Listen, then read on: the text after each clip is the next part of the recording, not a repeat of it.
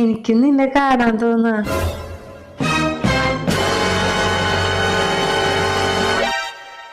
ആരോടാ നീ സംസാരിക്കണേ? കണ്ണകി.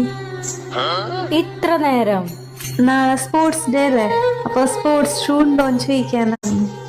ഒന്ന് കാണിച്ചേ.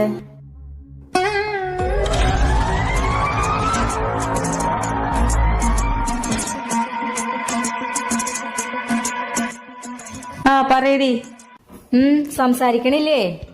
നിന്റെ സ്പോർട്സ് ഷൂ ഇല്ലേ?